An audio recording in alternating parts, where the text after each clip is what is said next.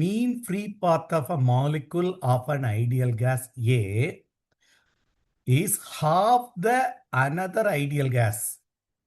Okay, half that of அப்போ mean free path of A is half the value of mean free path of B. இதான கொடுத்திருக்கு. Mean free path of a molecule of an ideal gas A is half that of another ideal gas. Mean free path of another ideal gas. The diameter of the spherical molecule of A is, அப்ப diameter of the molecule A is twice that of diameter of B, or 2 times diameter of B. Okay. The number density of A and B are Na, Nb. Number density are Na, Nb. The correct option is Na க்கும் Nb க்கும் relation. இது கொஞ்சம் ஈஸியான question. Number density formula 1 by root 2 into pi d squared n is the relation.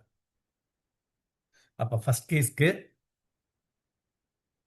lambda A, diameter A, Na. Na by Nb தான் கேட்டிருக்கு. Okay, அப்ப Na வெளியே எடுத்துடலாம். Na will be 1 by root 2 into pi dA squared into mean free path of A. இது first caseக்கு.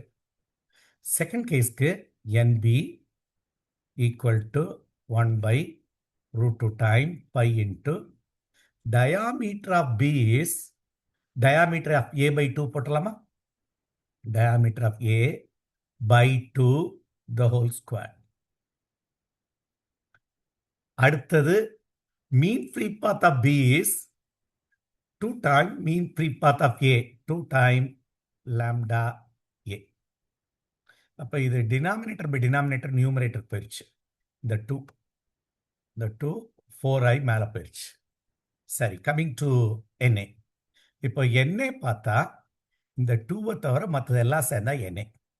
அப்போ Nb is equal to, இப்போ நான் அது ப்ளூவில் ரவுண்ட் பண்ணுறேன், 1 divided by root 2 pi dA. இந்த 2 தவிர மற்றதெல்லாம் வெளியே எடுத்தேன்னா that is Na.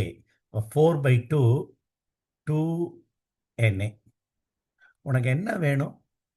Na is nothing but Nb by 2. அதான் ஆன்சராக இருந்திருக்கணும். Fourth option is correct. ரொம்ப ஈஸியான question. If you are thorough with the formula, you can able to get the answer. Mean free path 3 formula உண்டு. இது ஒரு formula. அடுத்தது ப்ரெஷரை வச்சு ஒரு ஃபார்முலா வரும், டென்சிட்டி வச்சு ஒரு ஃபார்முலா வரும். இந்த 3 நீ தரவாக இருந்தேன்னா எப்படியும் ஒரு சம் இது வந்துட்டு தான் இருக்குது.